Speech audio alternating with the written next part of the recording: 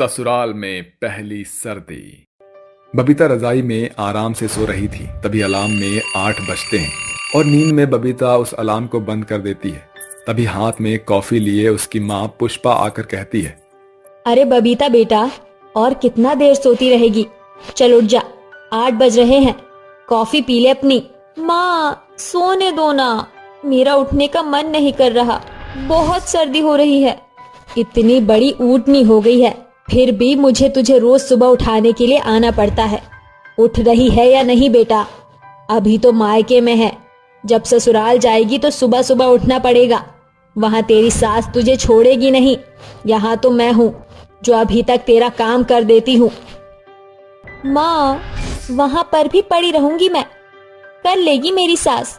काश मुझे आपके जैसी सास मिल जाए जिससे मुझे काम न करना पड़े। हाँ बड़ा, लगता है तू ऐसे नहीं मानेगी। तेरी रजाई ही मुझे खींचनी पड़ेगी, फिर ठंड लगेगी तो उठ जाएगी। ऐसा कहकर पुष्पा उसकी रजाई खींच लेती है। तभी बबीता ठंड से उठ जाती है। अब चुपचाप उठ और ऑफिस जा, वरना घर की सफाई करियो और तांड पर भी चढ़कर सफाई करेगी। नहीं नहीं, मुझे कोई सफाई नहीं करनी, मैं जा रही हूँ ऑफिस। पता था सफाई के नाम से फटाफट ऑफिस भागेगी। तभी बबीता फटाफट ऑफिस भाग जाती है। फिर शाम को वापस घर आकर कहती है, माँ मुझे बहुत भूख लगी है, खाना बना दो। आज क्या है? आज तो थर्सडे है, इसका मतलब आज मुझे बनाना है। अब जाकर हाथ मुंह धोकर खाना बना, मैंने नहीं बनाया। माँ आज मैं बहुत थक गई हूँ, ऑफिस में बहुत काम था, मुझसे काम नहीं होगा और ठंड भी लग रही है। मैं हीटर के सामने बैठ रही हूँ, प्लीज आप खाना बना दो। कर दी ना तूने वही वाली बात। बेटा काम करने लग जा, आदत डाल ले। ससुराल में कोई तेरी ठंड नहीं देखेगा, काम हर हालत में तुझे ही करना होगा। मुझे भी तो ठंड लगती है, पर मेरे बारे में नहीं सोचती। माँ अगले हफ्ते पक्का खाना बनाऊंगी, अब आप क्यों सास बन रही हो अभी से? उसकी ये बात सुनकर पुष्पा फटाफट खाना बनाकर उसे दे देती है और हैरानी से बबीता कहती है, अरे वाह माँ, आधे घंटे में आपने इतनी जल्दी खाना कैसे बना लिया? जैसे बनाते हैं, तू होती तो 2 घंटे भूखा मार देती सबको, तब बनाती खाना। ये तो आपने बिल्कुल ठीक बोला। सुधर जा बेटा सुधर जा, अभी भी वक्त है। खाना खाने के बाद पुष्पा बबीता से कहती है, तेरा काम कर दिया मैंने, अब जाकर रसोई साफ कर और बर्तन भी। माँ ठंड लग रही है, मुझसे नहीं होगा काम, ठंडे पानी में हाथ जम जाएंगे मेरे। गर्म पानी रखा है, जा बर्तन मांझ, हाथ नहीं जमेंगे। बहुत काम से बचती है तू, मुझे माँ के शातिर दिमाग से कोई नहीं बचा सकता। चलो बर्तन मांझने। तभी माँ के कहने पर बबीता बर्तन साफ करती है और पानी को छूते ही कहती है, गर्म पानी छूकर भी बहुत ठंड लग रही है। ठंडे ठंडे पानी से बर्तन साफ करना आना चाहिए, गर्मी लगे या ना लगे काम जरूर करना चाहिए। वक्त बीतता है, बबीता को सारा काम अच्छे से आता था, फिर भी वो ठंड में आलस्य से काम करती नहीं थी, पर पुष्पा उसे जबरदस्ती करवाया करती थी। अगले साल पुष्पा अपनी बेटी की शादी राहुल नाम के लड़के से कर देती है, जहां ससुराल में वो सबको खुश रखती है। पर 3 महीने बाद ही दिसंबर का महीना लग जाता है और फिर से बबीता को ठंड के कारण आलस आता है। एक सुबह वो बहुत देर तक सो रही थी। तभी राहुल उससे कहता है, बबीता कितनी देर सोओगी? जानती हो ना माँ को टाइम पर चाय नाश्ता चाहिए होता है। राहुल जी मुझे सोने दीजिए, मुझे ठंड लग रही है, एक और कंबल डाल दीजिए। माँ के आने से पहले उठ जाओ, ठंड तो 4-5 महीने रहेगी, तब तक बिस्तर में रहोगे क्या? राहुल के इतना कहने पर भी बबीता नहीं उठती, पर जैसे ही उसे अपनी सास की आवाज आती है वो झट से उठकर बैठ जाती है और तैयार होकर फटाफट से उसके लिए चाय बनाकर 15 मिनट में यशोदा के सामने हाजिर हो जाती है। माँ जी चाय पी लीजिए। इतनी देर कहाँ लग गई तुझे? कब से आवाज लगा रही हूँ। वो माँ जी मैं काम कर रही थी तो सुन नहीं पाई पहली आवाज। ठीक है, जैसे गर्मी में टाइम से उठकर खाना बनाती थी ऐसे बनाया कर अब भी। माँ जी ठंड इतनी पड़ रही है कि काम जल्दी जल्दी नहीं हो पाता, ना जल्दी उठने का मन करता है। अपनी दिक्कतें मुझे मत बता, काम तो सारा समय पर ही होगा चाहे कुछ भी हो, इसीलिए कल से लेट नहीं होना चाहिए। अब जा कपड़े गंदे पड़े हैं, उन्हें धो दे। और हाँ, राशन ले आई हूँ, साफ कर दिए, अब धोकर धूप में डाल दे। जी माँ जी। ये कहते ही बबीता खाना बनाकर ठंडे पानी में कपड़े धोती है और कहती है, बाप रे बाप, कितना ठंडा पानी है। मेरे तो हाथ बर्फ जैसे जम गए। मुझसे नहीं धुल रहे कपड़े। पर माँ जी ने कहा है तो मुझे धोने ही पड़ेंगे। इसके बाद और भी काम है और सारे ठंडे पानी का है। इस तरह बबीता सारे काम कर लेती है पर उसके हाथ सूज जाते हैं। एक दिन ठंड से कांप कर वो अपने कमरे में आकर राहुल से कहती है, राहुल जी, एक हीटर ले आइए, मुझसे सर्दी झेली नहीं जाती। देखिए ना, उंगलियां सूज गई है। मुझे आदत नहीं है ना, अपने घर नहीं करती थी। जानता हूँ तुम्हारी पहली सर्दी है और चिंता मत करो, कल हीटर ले आऊंगा मैं, ठीक है? शुक्रिया राहुल जी। तभी सास आकर कहती है, कोई जरूरत नहीं है हीटर लाने की, बहू लकड़ियां जला ले, बिजली का बिल आएगा। सर्दी के मौसम बिजली बचाने के होते हैं। सास की बात सुनकर बबीता चुप हो जाती है। वक्त बीतता है। अब उसकी 1 साल की छोटी बच्ची थी जिसे सर्दियों में उसका ख्याल रखना होता था। तभी सास अपनी पोती को गोद में लेकर कहती है, अरे बहू, तूने इसे इतने मोटे कपड़े क्यों पहनाए हैं? टोपा, जुराब, स्वेटर। माँ जी, मैं नहीं चाहती कि मेरी बच्ची को सर्दी लगे। ठीक है, मैं इसे संभालती हूँ, तू जाकर काम कर ले घर के। बबीता घर के सारे काम कर लेती है। इसके बाद उसकी उंगली और ज्यादा सूजकर दर्द करने लगती है और वो अपने कमरे में रोते हुए कहती है, माँ बिल्कुल ठीक कहती थी कि ससुराल जाऊंगी तब करना पड़ेगा। यहाँ मेरी सास के सामने बिल्कुल नहीं चलती थी और वहाँ माँ मेरे बिस्तर पर खाना ले आया करती थी। ऑफिस से आकर भी मैं खाना नहीं बनाती थी तो माँ ही किया करती थी। अरे बेटा, तू आ गई ऑफिस से? बेटा आज मुझे, माँ कुछ मत कहो, मेरी हालत खराब है। देखना कितना बुखार है ठंड की वजह से मुझे। मैं आराम कर रही हूँ, हल्दी का दूध ले आना। ठीक है, मैं ले आऊंगी। पुष्पा को भी 103 बुखार था। बावजूद इसके वो सारा खाना बनाकर अपनी बेटी को दूध और दवाई देकर सो जाती है। अगले दिन जब वो उठ नहीं पाती तो बबीता घबरा कर कहती है, माँ क्या हुआ आपको? बुखार कैसे हो रहा है? अरे बेटा, बुखार आ रहा है कल से। माँ, आपने मुझे बताया क्यों नहीं? इतना काम करती हो पर अपने बारे में मुझे कुछ नहीं बताती। क्या बताती? कल तुझे भी बुखार था, तुझसे खाना बनता नहीं, इसलिए मैंने ही बना दिया। तभी अचानक से डोरबेल बजती है और बबीता अपने बीती बातों से बाहर आती है। ये क्या? लगता है मैं माँ को याद करने लगी थी। 4 बज गए, शाम की चाय बनानी होगी और मुन्नी को भी देखना होगा। बबीता चाय बनाकर सास को देती है और कहती है, बहू, 1 कप चाय से क्या होगा? अपनी माँ को तो चाय दे दे। क्या माँ आप आ गई? तभी बबीता अपनी माँ के गले लगकर रोने लगती है। अरे क्या हुआ? तू इतना रो क्यों रही है? मैं तेरे लिए और मुन्नी के लिए क्या लेकर आई हूँ? सर्दी के कपड़े और तेरे लिए गजक, और समधन जी आपके लिए ये ऊन का स्वेटर मैंने अपने हाथ से बनाया है। शुक्रिया समधन जी। बहू, तू रो तो ऐसे रही है जैसे जेल में बंद थी।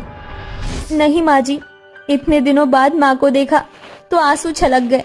सास कमरे में सामान रखती है तो पुष्पा अपनी बेटी को सूजी हुई उंगलियां दिखाकर कहती है, लगता है मेरी बेटी बहुत समझदार हो गई है। यहाँ का सारा काम करती है ना? दवाई लगा लेना। हाँ माँ, आप बिल्कुल ठीक कहती थी, ससुराल जाकर करना पड़ता है। जितना माँ आप मेरे लिए करती थी उतना तो शायद मैंने कभी आपके लिए किया ही नहीं। कैसी बेटी हूँ माँ मैं। आप तो मुझे बर्तन धुलवाने के लिए गर्म पानी देती थी, पर यहाँ तो ठंडे पानी से ही सारा काम करना होता है। माँ जी बहुत बचत करती हैं। आई लव यू माँ, आप बहुत अच्छी हो और मैं भी अच्छी माँ बनूंगी अपनी बेटी के लिए, मुझे पूरा भरोसा है। दरवाजे पर खड़े होकर सास माँ बेटी की बात सुनती है जिससे उसे अपने कठोरपन का एहसास होता है। इसलिए वो बबीता को बार बार कहना छोड़ देती है और उसके लिए हीटर लगा देती है और सभी लोग खुशी खुशी रहने लगते हैं।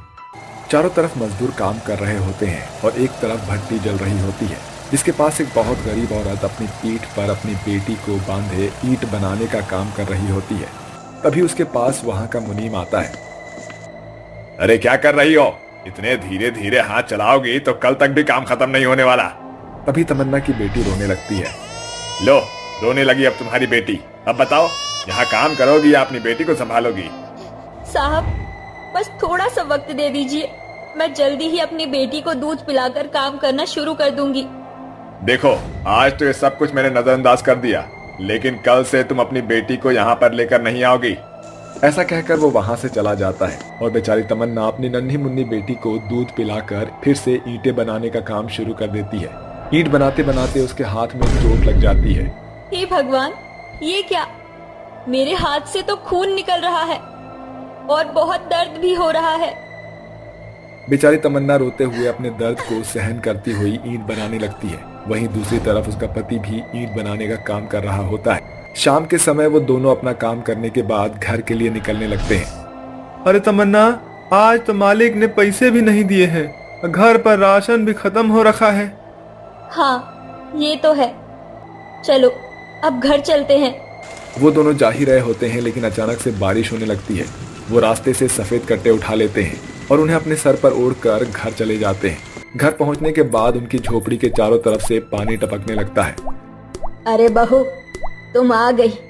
चलो अच्छा हुआ, मैंने ये प्लास्टिक की पन्नियों को एक साथ जोड़ दिया। अब ये काफी बड़ी हो गई है। झोपड़ी के चारों तरफ पानी टपक रहा है। तुम धर्मेंद्र के साथ मिलकर ये झोपड़ी के ऊपर ढक दो। जी माँ जी, ये तो आपने अच्छा किया। ऐसा कहकर तमन्ना अपने पति के साथ मिलकर प्लास्टिक की पन्नी को झोपड़ी के ऊपर ढक देती है, जिसके बाद वो बचे हुए राशन से कुछ खाने पीने के लिए बना लेती है, लेकिन वो खाना कम पड़ जाता है। माँ, आपने खाना नहीं खाया? माँ, आप भी खा लो ना, आपको भूख नहीं लगी है क्या? हाँ बच्चों, ये खाना मैं खाऊंगी, तुम अपना खा लो। जैसे ही तमन्ना बचा हुआ खाना खाने वाली होती है, तभी उसका छोटा बेटा कहता है, माँ, मेरा पेट नहीं भला, मुझे और खाना चाहिए। ये सुनते ही वो अपने हिस्से का खाना भी अपने बेटे को खिला देती है और खुद भूखी रह जाती है। चलो बच्चों, अब सोने का समय हो गया है। हरिहर और लता अपने साथ राजू, राधा और रोहन को सुला लेते हैं। वहीं दूसरी तरफ तमन्ना और धर्मेंद्र अपने साथ अपनी छोटी बेटी को सुला लेते हैं।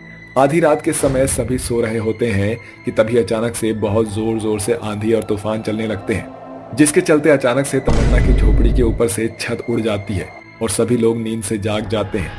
हे भगवान, धर्मेंद्र बच्चों को इकट्ठा कर, नहीं तो किसी को चोट लग सकती है।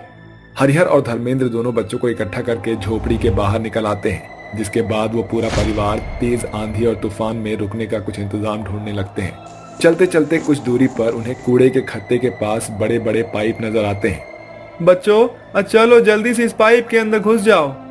धर्मेंद्र अपने पूरे परिवार के साथ उन बड़े बड़े पाइप में रुक जाता है। तभी उसका बेटा कहता है, पिताजी, मुझे बहुत ठंड लग रही है। अब बेटा, बस कुछ ही देर की बात है, कल से जो है हमको नया घर ढूंढ लेंगे और तब तक इस ठंड को बर्दाश्त तो करने की कोशिश करनी न पड़ेगी। अरे रोहन बेटा, आ मेरे पास आ जा, मैं तुझे अपने आंचल में छुपा लूंगी तो तुझे ठंड नहीं लगेगी। अगले दिन जब सवेरा हो जाता है तो तमन्ना नींद से जागती है। अरे लगता है सवेरा हो गया है, चलो अब हमें अपने घर लौट जाना चाहिए। तमन्ना अपने परिवार के साथ वापस अपनी झोपड़ी के पास आ जाती है, लेकिन आंधी और तूफान के चलते उनकी झोपड़ी तहस नहस हो चुकी थी। अरे ये क्या, हमारी पूरी झोपड़ी तो तहस नहस हो गई है, अब हम क्या करें? तभी लता अपनी सिली हुई पन्नी उठाती है। हमें रहने लायक कुछ इंतजाम तो करना ही पड़ेगा। लता की बात सुनकर धर्मेंद्र 4 बड़े बड़े डंडे उठाकर उस पन्नी को एक टेंट जैसा बना देता है, जिसके बाद वो कहता है, अभी के लिए इसमें गुजारा करना ही पड़ेगा, लेकिन हमें अपना खुद का पक्का ईंटों से बना हुआ मकान बनाना ही होगा। ये सब तो ठीक है, लेकिन हमारे पास पैसे नहीं है। हम खुद ही ईंट बनाएंगे, लेकिन इसके लिए हमें मेहनत करनी होगी। चलो, हमारी मजदूरी का समय हो गया है। धर्मेंद्र तमन्ना के साथ मिलकर ईंटें बनाने के काम पर चला जाता है, जिसके चलते वो दिन भर कई सारी ईंटें बनाते हैं। वाह, आज तो तुमने काफी सारा काम किया है। ये लो, तुम्हारे पिछले और आज के पैसे मिलाकर ये पैसे बनते हैं। पैसे देखने के बाद वो दोनों बहुत खुश होते हैं, जिसके चलते वो वहां से चले जाते हैं। अजी, ये तो काफी सारे पैसे हैं। इतने पैसों से तो ईंट बनाने की मशीन भी आ जाएगी और सीमेंट भी आ जाएगा। हाँ हाँ, तुम बिल्कुल सही कह रही हो। अब हम खुद का ईंट बनाकर अपना पक्का मकान बना सकते हैं। घर जाते समय वो दोनों रास्ते से ईंट बनाने की भट्टी और सीमेंट खरीद लेते हैं, जिसके बाद वो दोनों अपनी जमीन के पास उस ईंट बनाने की भट्टी को लगा लेते हैं और बहुत मेहनत के साथ वहाँ ईंटें बनाना शुरू करते हैं। माँ, मैं भी आपकी मदद करना चाहती हूँ। बताओ मुझे क्या करना होगा? नहीं बेटी, तुम परेशान मत हो, हम खुद से काम कर लेंगे। नहीं माँ, मैं आपकी बेटी हूँ, इस नाते मैं आपकी मदद करना चाहती हूँ। अरे वाह, मेरी लाडो रानी तो बहुत बड़ी हो गई। अगर ऐसी बात है तो तुम हमें ईंट बनाने के लिए सीमेंट उठा उठा कर देती जाओ। तमन्ना के कहने के बाद रूपा उसे सीमेंट उठा कर देती रहती है। वहीं दूसरी तरफ उसके दोनों बेटे रोहन और राजू एक साथ खेलते रहते हैं। काम होने के बाद वो सभी चटनी और रोटी खाकर सो जाते हैं। अगले दिन जब सवेरा होता है तो धर्मेंद्र और तमन्ना मजदूरी करने चले जाते हैं और शाम को वापस लौटने के बाद वो अपनी खुद की ईंटें बनाने लगते हैं। उन्हें ईंट बनाते हुए गांव के कई लोग देखते हैं। अरे वाह, धर्मेंद्र भैया, तुमने तो खुद का काम करना शुरू कर दिया। अगर दिहाड़ी पर कुछ लोग चाहिए तो मुझको जरूर बताना। अरे नहीं भाई, दरअसल ये मजबूरी है मेरी। हमारा पक्की ईंटों का कोई मकान नहीं है, इसीलिए मैं और तमन्ना खुद ही ईंटें बना रहे हैं। बाजार में ईंट बहुत महंगी है, जो कि हम खरीद तो सकते नहीं हैं। अरे वाह, यही तो खूब बढ़िया बात है। भैया एक काम करो, आप मेहनत करते रहो, हम आपका साथ हूँ। ऐसा कहकर वो वहां से चला जाता है, जिसके बाद तमन्ना और धर्मेंद्र अपने काम में लग जाते हैं। देखते देखते कुछ दिन बीत जाते हैं, जिसके बाद वो अपना पक्की ईंटों का मकान बनाकर तैयार कर लेते हैं और ईंटें बनाने वाली भट्टी भी घर में ही लगा लेते हैं, जिसके चलते उनका घर गर्म ही रहता है। आखिरकार हमारा मकान बन ही गया। हाँ माँ जी, कड़ी मेहनत के बाद आखिर अब हमारे पास पक्की ईंट से बना हुआ मकान है। अब चाहे आंधी आए या तूफान या फिर हो सर्दी जबरदस्त, हमें कभी भी कोई परेशानी नहीं होगी। हाँ बहू, तुमने बिल्कुल सही कहा, लेकिन इसमें तुमने बहुत मेहनत किया है। एक तरफ बच्चे तो दूसरी तरफ घर की जिम्मेदारी। अगर तुम ना होती तो पता नहीं ये मकान कैसे बनता। बाबूजी, हम सभी ने कड़ी मेहनत की है। वो इतना कहती ही है कि तभी अचानक से कोई उनका दरवाजा खटखटाता है। मैं देखता हूँ कौन है दरवाजे पे। मोटा भाई, ये घर तमन्ना और धर्मेंद्र का है क्या, जो खुद का ईंटा बनाते हैं? हाँ, कहिए आपको क्या काम है? दरअसल मुझे जो है न आपका काम बहुत पसंद आया और जो है न मैं आपसे ही ईंटा बनवाना चाहता हूँ। तभी वहाँ तमन्ना आ जाती है और सब कुछ सुन लेती है। अरे ये तो बहुत अच्छी बात है, अब हमें किसी के पास मजदूरी करने नहीं जाना पड़ेगा। ठीक है भाई साहब, हम आपका काम करने के लिए तैयार हूँ। ऐसा कहकर वो आदमी तुरंत उन्हें एडवांस में 10,000 रुपए दे देता है। मोटा भाई, ये लो एडवांस, बाकी के पैसे जैसे ही काम खत्म होंगे ना तो उसके बाद मैं दे दूंगा। वो ऐसा कहने के बाद वहां से चला जाता है, जिसके बाद तमन्ना और धर्मेंद्र उन पैसों से और सीमेंट और घर का राशन ले आते हैं। वहीं दूसरी तरफ वो अपने बच्चों को स्कूल में भी डाल देते हैं। देखते ही देखते उनकी सभी परेशानियां खत्म हो जाती है और वो अपना खुद का ईंटों का काम करके खुशी खुशी रहने लगते हैं। अरे रानी, तू क्या कर रही है? अरे तुझसे तो एक काम भी ठीक से नहीं होता। अरे मालकिन, बस 2 मिनट दीजिए, मैं अभी सब कुछ बना कर लाती हूँ। अरे तेरे इस 2 मिनट के चक्कर में हमारी भूख से जान निकल रही है। अगर ऐसा ही चलता रहा तो हमें तुझे नौकरी से निकालना पड़ जाएगा। नहीं मालकिन, ऐसा मत कीजिए। अगर आपने मुझे नौकरी से निकाल दिया तो मेरे घर में मेरे बच्चे भूखे मर जाएंगे। देखो, रोना बंद करो, वरना मैं अभी तुम्हें निकाल दूंगी। रानी अपनी चारों मालकिनों की बातें सुनने के बाद चुपचाप काम करने लगती है। उसकी चारों मालकिन उस पर बहुत अत्याचार किया करती थी, लेकिन रानी बहुत ज्यादा गरीब थी, जिसके चलते उसे अपनी मालकिन की सभी अत्याचारों को सहन करना पड़ता था। ऐसे ही एक दिन रानी रसोई में बर्तन धो रही होती है, लेकिन अचानक से उसके हाथों से कांच के गिलास नीचे गिर जाता है। हे भगवान, क्या कर दिया तूने? फिर से एक और नुकसान। अरे जीजी, जरा यहाँ तो आना, देखो इसने क्या किया है। अनन्या के चिल्लाने पर रानी की बाकी तीनों मालकिन भी आ जाती हैं, जिसके बाद एक और नुकसान। अरे तू जानती भी है ये ग्लास कितने महंगे हैं। अब इन एक्सपेंसिव गिलासों के नुकसान की भरपाई कौन करेगा? अरे इसकी तनख्वाह से काटूंगी मैं तो। मेरे महंगे महंगे कांच के ग्लासों का इसने नुकसान कर दिया है। जी तो कर रहा है इसे पकड़ के मारूं। मालकिन, ऐसा मत कीजिए, जो हुआ वो जाने अनजाने में हुआ, मैंने कुछ भी जानकर नहीं किया। पैसे तो मैं फिर भी तेरी तनख्वाह से ही काटूंगी, फिर चाहे कुछ भी हो जाए। तो क्या तेरे नुकसान की भरपाई क्या हम अपनी जेबों से भरेंगे? रानी रोने लगती है, जिसके बाद वो चारों वहां से चली जाती हैं। ऐसे ही महीने का वो दिन भी आ जाता है जब रानी को उसकी तनख्वाह का केवल 1/4 हिस्सा ही हाथ पड़ता है। अरे मालकिन, ये क्या, आपने तो मुझे केवल 2,000 रुपए ही दिए हैं, बाकी की 8,000 रुपए कहाँ हैं? हो देखो तो सही, इसे पूरी तनख्वाह चाहिए। अरे बेटा, ये जो तूने हमारे घर में नुकसान किया उसकी भरपाई कौन करेगा? नहीं मालकिन, मैं आपके पैर पड़ती हूँ, कहो तो मैं आपके आगे हाथ जोड़ती हूँ, मुझे इतने कम पैसे मत दीजिए, इतने में तो मेरा गुजारा भी नहीं चल पाएगा। अरे दूर हट, चल निकल यहाँ से, काम करना है तो कर, वरना दफा हो जाए यहाँ से।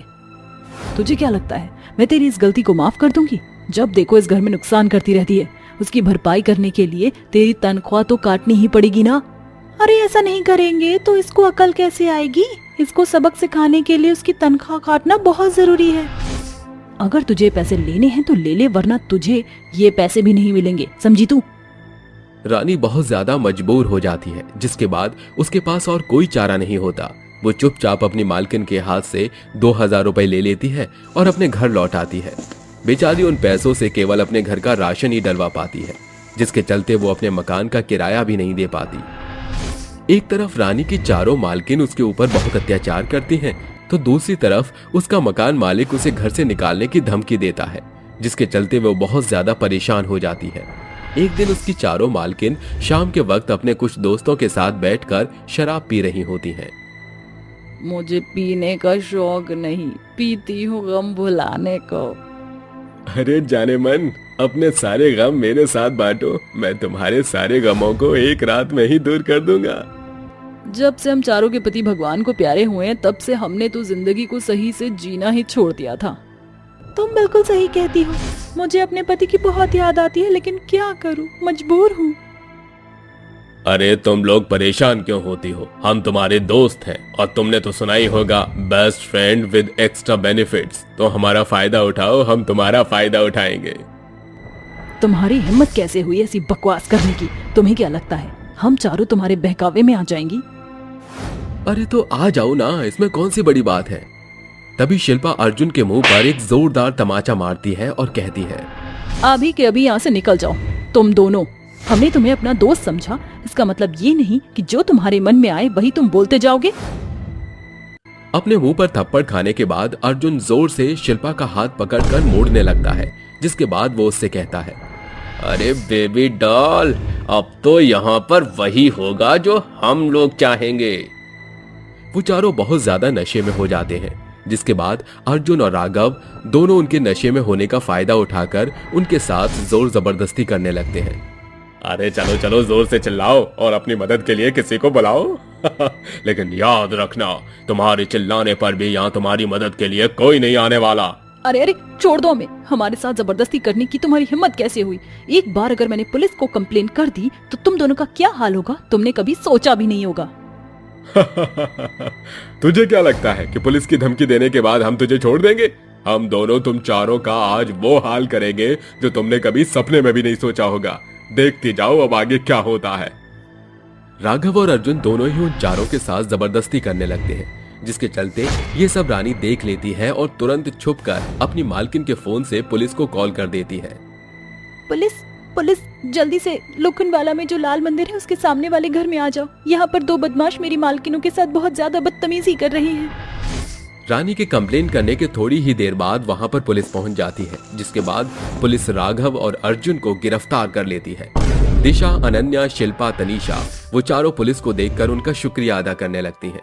तभी पुलिस उन चारों से कहती है, अरे तुम्हारी जान बचाने वाले हम नहीं, तुम्हारे घर की नौकरानी है, जिसने सही वक्त पर रहते हमें ये सूचना दी कि तुम चारों की जान मुसीबत में है। आज अगर उसने ऐसा नहीं किया होता तो पता नहीं तुम चारों का क्या होता। ये सुनते ही उन चारों को बहुत अफसोस होता है और पुलिस के जाने के बाद वो चारों मिलकर रानी से माफी मांगते हुए कहती हैं, रानी, तुमने हमारी इतनी मदद की, आज हमारी जान तुम्हारी वजह से ही बची है, नहीं तो वे दरिंदे हमारे साथ पता नहीं क्या करते। जब से तुम हमारे घर में काम करने आई हो तब से ही हम चारों बहुत ज्यादा परेशान करती हैं, लेकिन तुम्हारी मजबूरी के चलते तुमने काम नहीं छोड़ा और हम सभी के अत्याचारों को सहन किया। आज हमें अपनी गलती का बहुत पछतावा है। मैंने भी तुम्हारे ऊपर बहुत अत्याचार किए, हो सके तो मुझे भी तुम माफ कर देना, लेकिन हमारी मदद करने के लिए तुम्हारा बहुत शुक्रिया। देखो, मैं जानती हूँ कि हम चारों की गलतियां माफ करने के लायक नहीं है, लेकिन मैं तुमसे एक मौका मांगना चाहती हूँ। आज से तुम हमारे घर की नौकरानी नहीं रानी हो और तुम हमारी ही तरह इस घर में रहोगी। उस दिन के बाद से वे चारों रानी के साथ बहुत अच्छे अच्छे व्यवहार करने लगती हैं। यहाँ तक कि वो रानी को अपने घर का एक कमरा रहने के लिए दे देती हैं, जिसमें रानी अपने दोनों बच्चों के साथ खुशी खुशी रहने लगती है। वहीं दूसरी तरफ वो चारों मिलकर रानी के दोनों बच्चों का अच्छे स्कूल में एडमिशन करवा देते हैं, जिसके चलते उसके दोनों बच्चे पढ़ाई लिखाई करने लगते हैं।